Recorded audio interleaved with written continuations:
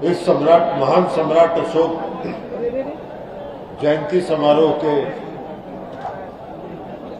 समारोह के अध्यक्ष और बिहार प्रदेश जनता दल यू के अध्यक्ष श्री उमेश कुशवाहा जी, जनता दल यू केंद्रीय संसदीय बोर्ड के अध्यक्ष पूर्व केंद्रीय मंत्री भाई उपेंद्र कुशवाहा जी,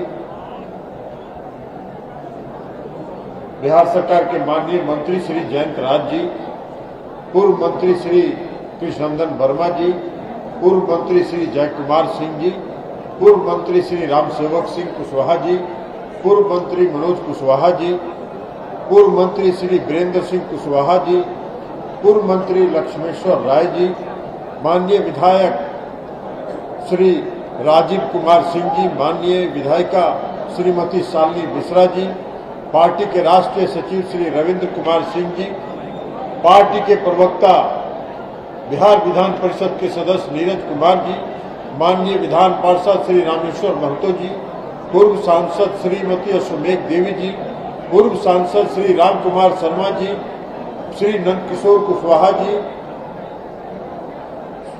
पूर्व विधायक श्री राम बालक सिंह जी, श्री वीरेंद्र सिंह दांगे जी, श्री सत्यदेव कुशवाहा जी, पूर्व विधायक श्री रणविजय जी, पूर्व विधायक श्री अशोक कुमार जी, पूर्व विधायक श्री मंजीत सिंह जी, श्री सलीम परवेज साहब, राजकिशोर कुशवाहा जी, श्री माधव आनंद जी, श्री जितेंद्र नाथ जी, हिमांशु पटेल जी, नवीन कुमार आर्या जी, मृत्युंजय कुमार जी, वासुदेव कुशवाहा जी एवं इस सभागार में उपस्थित सभी बुजुर्गों, नौजवान साथियों, इलेक्ट्रॉनिक और प्रिंट मीडिया के सभी सम्मानित साथियों और बुजुर्गों, नौजवान साथियों, आज हम लोग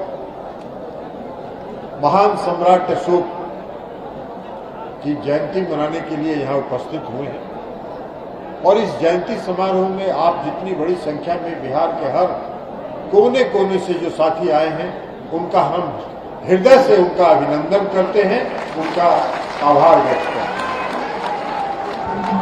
देखिए, महान सम्राट अशोक जी की जयंती हम 8 अप्रैल को परंपरागत तौर पर मनाते हैं।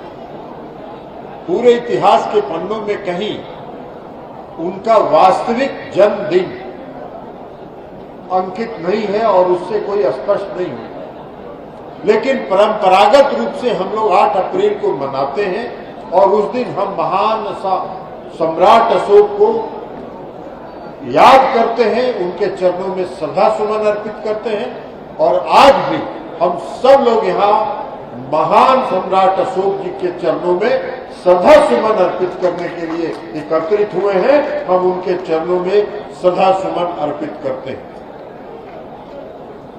देखिए, महान सम्राट अशोक जी एक कुशल शासक थे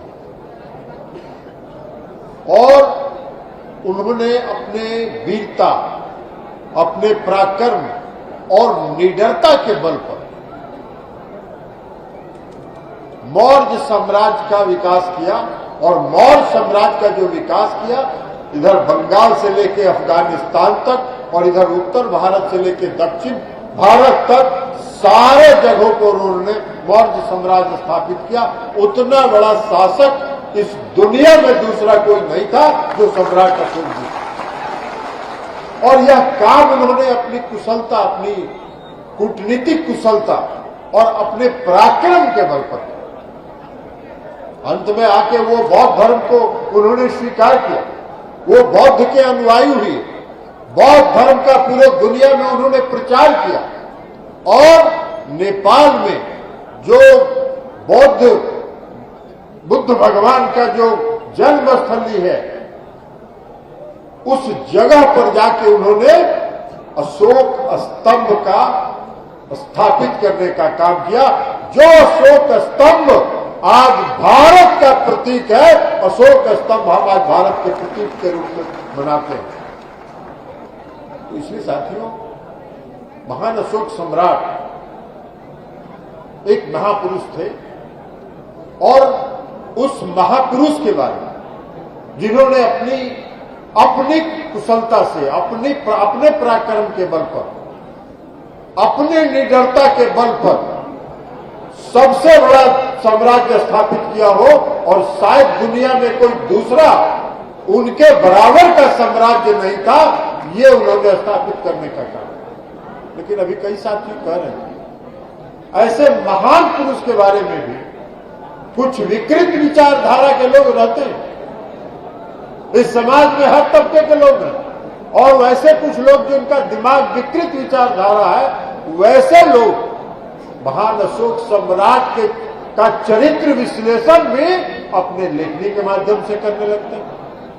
अरे भाई, बुद्धिजीवी का अगर कहलाते हैं, अगर बुद्धिजीवी कहलाने का हक अपने आप को मानते हैं, अपने आप को उसके बराबर मानते हैं, तो जरा सही चित्रण तो करिए। किस महान व्यक्ति का चरित्र चित्रण आप कर रहे हैं? ऐसे लोग बुद्धिजीवी कहलाने के लायक नहीं है। लेकिन क्या करिएगा, क्या करिएगा? समाज में ऐसे विकृत विचारधारा के लोग भी हैं, लेकिन ऐसे विकृत विचारधारा के लोग के चरित्र चित्रण के बावजूद महान अशोक सम्राट विश्व के सबसे बड़े साम्राज्य के मालिक थे और विश्व के सबसे बड़े साम्राज्य को उन्होंने स्थापित करने का काम। आज बिहार में नीतीश कुमार जी क्या कर रहे हैं? बिहार में नीतीश कुमार जी उनके संस्मरण को लेकर आगे चल रहे हैं। कई साथियों ने बताया कि अशोक सम्राट जी के यादगार में उन्होंने कई यहाँ कार्यक्रम किए, छुट्टी घोषित की, सारा का कुछ किया। क्यों कर? बिहार की जो जो धरोहर है, उस धरोहर को नीतीश कुमार जी इतिहास का पन्ना बना रहे हैं और आने वाले समय में आने वाली पीढ़ी उसको याद करेगी। वो इस इतिहास के सभी धरोहरों को, उनके संस्मरण को वो पुनर्जीवित कर रहे हैं और उसको रखने का काम कर रहे हैं। इसलिए साथियों, और नीतीश कुमार जी ने बिहार में जो किया है, अभी चर्चा कर रहे थे उपेंद्र कुशवाहा जी, न्याय के साथ विकास का जो उन्होंने नारा दिया, न्याय के साथ विकास का नारा का क्या अर्थ था? न्याय के साथ विकास का नारा का अर्थ यही था कि समाज के सबसे निचले पायदान पर जो खड़ा व्यक्ति है, उसके प्रति विशेष प्रयास करके उसको भी समाज के मुख्य धारा में लाया जाए और जो समाज के हर वर्ग के साथ न्याय किए। यही काम सम्राट अशोक जी ने किया। आज नीतीश कुमार जी नए बिहार का निर्माण कर रहे हैं और नए बिहार के निर्माण में उन्होंने सामाजिक न्याय को, सामाजिक सद्भाव को और सामाजिक समरसता को कायम रखते हुए न्याय के साथ विकास के रास्ते पर उन्होंने चलने का काम किया। और एक बार कई बार बहुत ठीक बात बोल रहे थे उपेंद्र कुशवाहा जी। हम सब लोगों ने मांग किया है, आदरणीय मुख्यमंत्री नीतीश कुमार जी भी सभी दलों के प्रतिनिधि मंडल के साथ देश के प्रधानमंत्री से, आदरणीय प्रधानमंत्री से मिलकर आग्रह कर चुके हैं।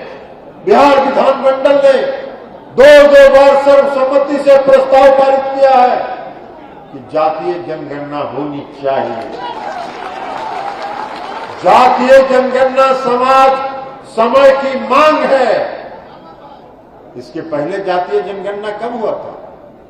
इसके पहले जातीय जनगणना 1931 में हुआ था और 1931 के बाद आज तक जातीय जनगणना नहीं हुआ। अगर सरकार को नीति बनानी हो, सरकार को अगर कार्यक्रम बनाना हो, सरकार को अगर न्याय के साथ विकास के रास्ते पर चलना है, तो जानना तो पड़ेगा ना कि किस समाज के कितने लोग हैं और इससे किसी समाज के हर तबके को लाभ है, किसी को घाटा नहीं है। तो इसलिए जातीय जनगणना आज समय की मांग है और उस मांग पर हमारी पार्टी अडिग है और हम लोग उस बात को लेकर आगे बढ़ते रहेंगे। पहले हम लोग इंतजार कर रहे हैं, चुप रहिएगा खुसरूपुर नरेश। तो इसलिए हम लोग इस बात का इंतजार कर रहे हैं कि पहले केंद्र सरकार ये निर्णय ले कि जातीय जनगणना होगी नहीं होगी, फिर हम लोग उसको लेके आगे बढ़ेंगे कि कैसे करना है। लेकिन हमारी जो मांग है जातीय जनगणना की, जो मांग बिहार विधान मंडल ने सर्वसम्मति से दो बार पास किया, जो मांग सर्वदलीय प्रतिनिधि मंडल के साथ बिहार के मुख्यमंत्री आदरणीय नीतीश कुमार जी ने देश के प्रधानमंत्री आदरणीय नरेंद्र मोदी जी के साथ मिलकर उन्होंने मांग रखी है, उस मांग पर हमारी पार्टी जनता दल यूनाइटेड आज भी कायम है और हम उसको मानते हैं। हम उसको मानते हैं कि समाज के हित में है, सामाजिक न्याय के हित में है, राज्य के हित में है कि जातीय जनगणना हो और 1931 के बाद एक बार 2022 में यह पता लगे कि समाज में किस समाज की क्या आबादी है, किस जात की क्या आबादी है। तो इसलिए जातीय जनगणना का जो हमारा मांग है उस पर हम आज कायम है। अब बाकी तो 2005 का बिहार आप लोगों ने देखा है, नीतीश कुमार जी ने जो काम किया है उस काम को कोई बताने की जरूरत तो है। क्या था 2005 में बिहार में, और एक तरह से बिहार के नए निर्माण, बिहार का नया निर्माण उन्होंने किया है, बिहार के हर तबके के साथ न्याय करने का काम किया है। तो ये सब काम जो माननीय मुख्यमंत्री नीतीश कुमार जी कर रहे हैं वो किसके रास्ते पर चल रहे हैं? सम्राट अशोक के रास्ते पर चल रहे हैं। सम्राट अशोक का यही सपना था और इसी सपने को साकार करने की दिशा में माननीय मुख्यमंत्री नीतीश कुमार जी आगे बढ़ रहे हैं और बिहार को अपने लक्ष्य पर ले जाने का काम कर रहे हैं। और उपेंद्र कुशवाहा जी कह रहे हैं, हम तो एक बात कहते हैं कि नीतीश कुमार जी, उपेंद्र कुशवाहा जी, नीतीश कुमार जी बिहार की जनता के ताकत के बल पर बिहार के मुख्यमंत्री हैं। किसी की कृपा से बिहार के मुख्यमंत्री नीतीश कुमार जी नहीं है। बिहार के जनता की ताकत उनके साथ है और बिहार की जनता उनके साथ है। क्या किया उन्होंने बिहार में? जो अति पिछड़े वर्ग के लोगों को जो उन्होंने आरक्षण देने का काम किया, 20% पंचायती राज व्यवस्था में, महिलाओं को जो 35% आरक्षण उन्होंने सरकारी सेवाओं में दिया, 50% का आरक्षण उन्होंने पंचायती राज व्यवस्था में दिया, महिलाओं को, ग्रामीण महिलाओं को स्वावलंबी बनाने के लिए जो उन्होंने जीविका समूह चलाने का काम किया, ये क्या है?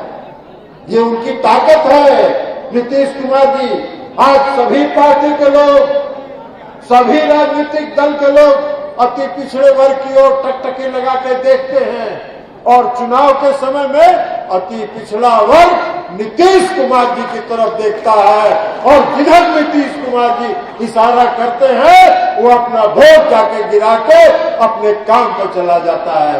बिहार की महिलाओं को जो सशक्त करने का काम उन्होंने किया, बिहार की महिलाएं आज किसको देखती है? बिहार की महिलाएं नीतीश कुमार जी को देखती है। 50% का आरक्षण पंचायती राज में, 35% का आरक्षण सरकारी सेवा में, बिहार में पहला महिला पुलिस बटालियन। आप लोग भी घूमते हुए आज जिस शहर में चले जाइए, जिस थाना में चले जाइए, सैकड़ों की संख्या में आपको महिलाएं पुलिस नजर आएंगे। ये किसका देन? ये किसका देन? नीतीश कुमार जी का देन। तो महिलाओं को सशक्त करने के लिए उन्होंने कदम उठाया, अति पिछड़े वर्ग को सशक्त करने के लिए उन्होंने कदम उठाया, दलित वर्ग को सशक्त करने के लिए उन्होंने कदम उठाया। तो ये सारा काम जो कर रहे हैं, तो इसलिए ये ताकत है, नीतीश कुमार जी की ये ताकत है। और नीतीश कुमार जी की ताकत बिहार की जनता है और जब तक बिहार की जनता का आशीर्वाद नीतीश कुमार जी को प्राप्त है, कोई बाएं दाएं नहीं कर सकता है। ये हम आपको भरोसा दिलाते हैं। तो इसलिए साथियों, उपेंद्र कुशवाहा जी ने, उमेश कुशवाहा जी ने कहा कि 3 बजे तक खत्म करना है, 3:15 बज गया है, आप लोगों को भी बाहर जाना है। तो इसलिए हम ज्यादा समय आपका नहीं लेते हुए सिर्फ पुनः मैं सम्राट अशोक के चरणों में श्रद्धा सुमन अर्पित करते हुए अपनी बात समाप्त करता हूँ। बहुत बहुत धन्यवाद।